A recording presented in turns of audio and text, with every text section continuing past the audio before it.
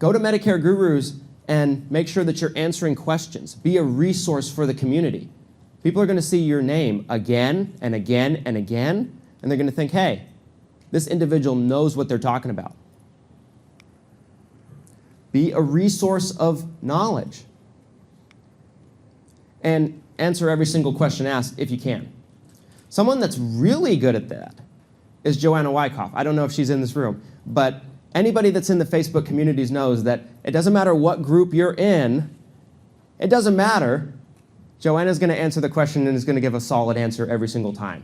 I'm trying to catch up to her on that because she's nailed it. There are people that go in other people's groups. Joanna runs a great group with Nation Care Insurance, but there are people that go in other groups and tag her for questions instead of the admin because she's so nailing this. So if you don't want to create your own group, there are things you can do to contribute to others and make yourself a valuable person in that community.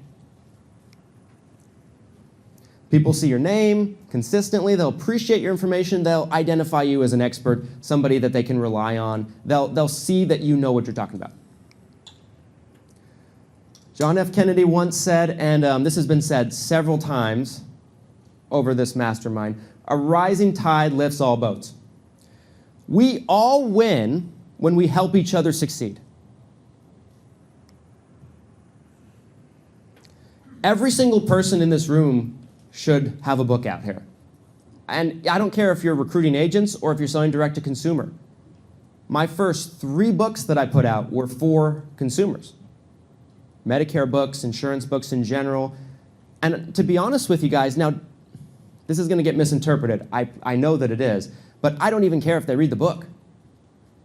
Because the point of the book is for them to, without even thinking about it, identify in their minds that I'm the expert at what they need help with. I want that real estate in their head. And the book accomplishes that. Now, now here's the thing. 90% of the people that buy the book probably won't read the book or finish the book. But for the 10% of the people that finish the book, you want to make it fire. You want to make it good. You want to make it quality content. But I'm not looking to win any awards for writing. Let me put it that way. It's just another piece of content out there in the atmosphere. Every single piece of content serves its own unique and key purpose, but it all matters. It's about consistently seeing your name over and over and over and over.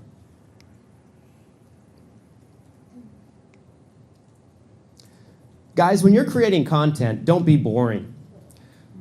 This is something that I talk about all the time. And don't be afraid to be controversial, but don't be too controversial.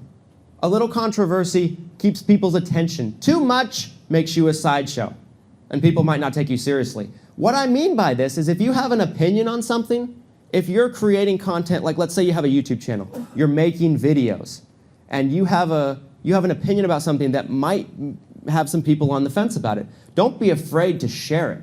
Don't be a robot. People want to see the real you. Your audience wants to be able to connect with you on a level that builds even more trust than if you were just saying the most politically correct thing, because people sometimes want honesty and genuine information.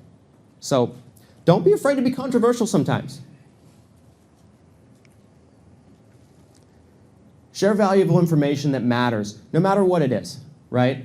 When I created the Everything Medicare Podcast, my goal was to have it be a library that someone that's turning 65 or getting onto Medicare for the first time could go to, and they could find a video or an episode about any topic they could possibly have. Any question could be answered just right in there. And I wanted to just give it away for nothing.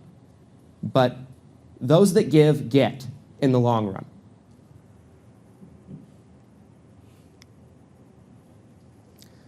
Yes, your followers and subscribers are a community on whatever platform it is, so you want to consistently feed them with valuable information. Let's talk about YouTube and tracking your data. It's not all about views, guys. A lot of you guys probably already know this, but it's more about how long they're watching your videos. How long are you keeping their attention? This circles back to not being boring. You have to make your content interesting and engaging. Long intros explaining your life story are nobody wants to hear that. Or maybe a few people do. But most people probably don't want to hear that, right? Get to the point in your videos. The thumbnails, everything in your videos, for any of you guys that want to make a YouTube channel, it has to capture the person's attention when they're scrolling. So make sure that the video is jumping out to people. Make sure the thumbnail is jumping out to people so that way they can know if your video is something that might be interesting to them or not. And the thumbnail's the first person, the thumbnail's the first thing that the person, is going to see. So you want to tell them a little bit of like a preview. Think of it like a preview to your video. And you almost want to tell them what the video is about in the thumbnail. Tags. So make sure you're using tags in your videos, but not just on the video itself. Put your tags in the description of the video. The YouTube algorithm likes that. Tags are going to help you get found in searches. It's just going to help your video all together in the SEO factor of that. Are you blogging? Do you not want to get in front of a camera? Me personally, guys, I think that if you have fear of getting in front of a camera, I got a news for you guys. Every single person in this room that creates content, that puts videos out, had that same fear at one point. All of us have been new agents, right? All of us have had that fear of picking up the phone and dialing leads. It's the same thing. But you push through, you get more comfortable, you get better at it. Getting in front of the camera is the exact same way. But if you really don't want to get in front of a camera, you should be doing this whether you do make videos or not, but have a blog on your website. Landon talked about this a lot. I don't want to beat a dead horse too much on that. But how do you come up with blog articles and titles and topics? Well, the best way you can do that is use a keyword search site. Google Keyword Planner, for example. But there's a million of them out there. It doesn't have to be that one specifically. But see what topics people are actually looking for. Are they looking for Medicare Supplement versus Medicare Advantage? Medicare versus Medicaid? What are the people actually looking for? This is what you want to build your article topic around. What about new platforms? People ask me all the time, should I get on Clubhouse? Should I get on TikTok? My biggest regret in the last year was that I didn't get on the TikTok train fast enough. I want to be TikTok famous. There's certain people I know in the industry that have become TikTok famous, and I can't believe it. But if there's anything I can share with you guys that I've learned from maybe being hesitant with new platforms, it's this. When a new platform becomes available, jump on it. Because a lot of times, you're going to find that their algorithms are usually in the first stages of the platform.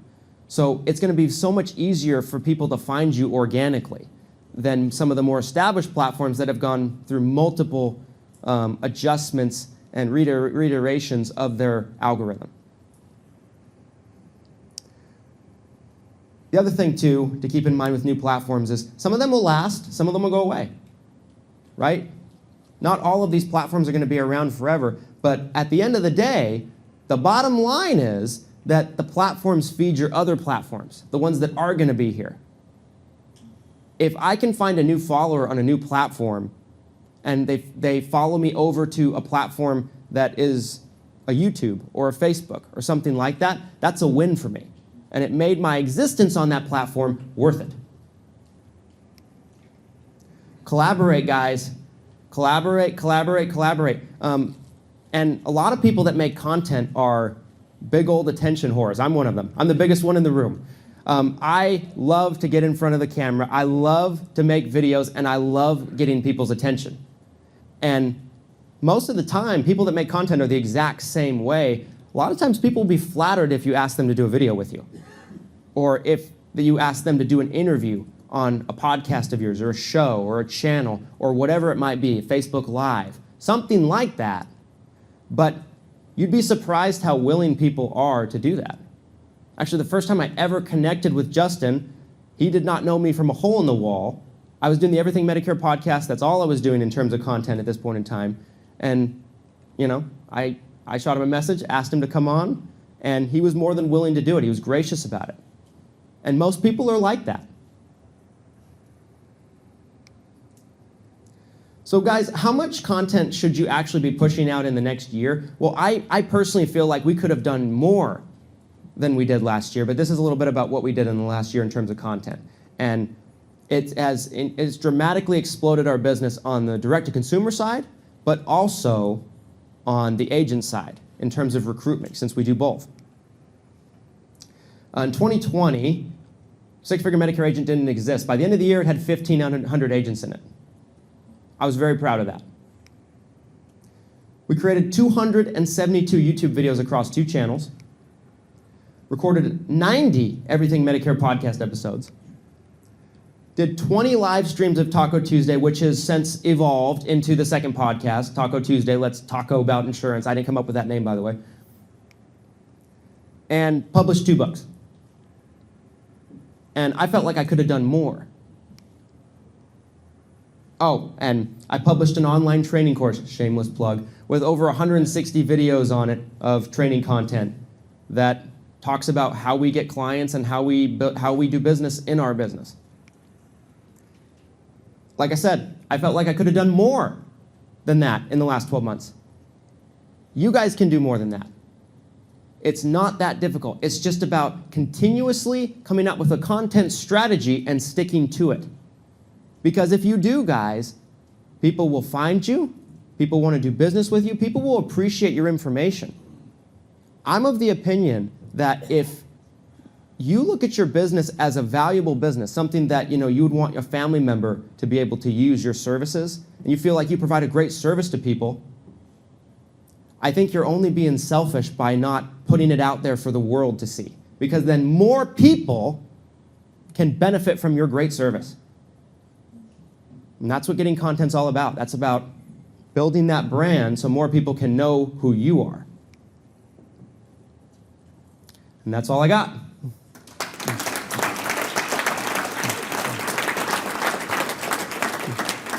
Hang tight. Real quick, we're working on getting Ricky mic'd up. You went a little quicker than I thought. Okay. So while we're doing that, anybody got any questions for Christian? We got one right here. Yeah, would you talk a little bit about your book writing process, just beginning to end overview? Yeah, for sure. So anybody that's bought any of my books knows they're not terribly long, right? The one I just put out, How to Be a Six-Figure Medicare Agent, put it out right before AEP. It was like 150 pages. We self-publish them through Amazon. And so we do so through the Kindle platform. It's incredibly user-friendly. It's a really good platform. And it just publishes it on the various different Amazon platforms that I want it to. So my process when it comes to writing a book, and everybody's different, I've never been of the belief that I want to take years to write a book or just keep going over it or do multiple drafts or everything. Because I typically find that, and this is just me personally, some of you guys might be different, but if I write something, I'm probably going to write it best the first time.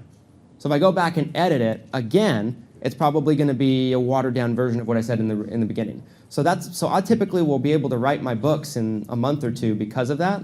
And it's not that I'm rushing them, it's that I want to get it down the first time. The first time is usually the best time. And yeah, we do it through the Kindle self-publishing. So I don't know if that answers your question. That's great. Thank you. We got one more in the back. Nice and loud, please. All right. So you were talking about earlier that the content needs to be accurate. Yes. How does someone new that's starting to do this monitor to make sure what they're putting out there is accurate? That's a great question. I would say, number one, if you're not sure about something, unless you, like, if you're on the fence about something, you're not sure if you're saying something accurate or not, maybe don't put it out, number one. Number two, I mean, there's endless information on Google, guys. I mean, you could fact check something on Medicare.gov and just make sure that it's checked for accuracy. So that would be my advice there. I wouldn't create content or post something unless you're 100% sure that what you're saying is accurate. Unless it's something that's more of like an opinion thing, right? Because there's certain things that are factually based, and then there's certain things that it's just more based on your opinion. If it's a factually based topic, make sure that you got your ducks in a row before you put something out. Awesome. Thank you. Christian Brindle, everybody, please. Nice welcome. Round of applause. All great stuff, definitely.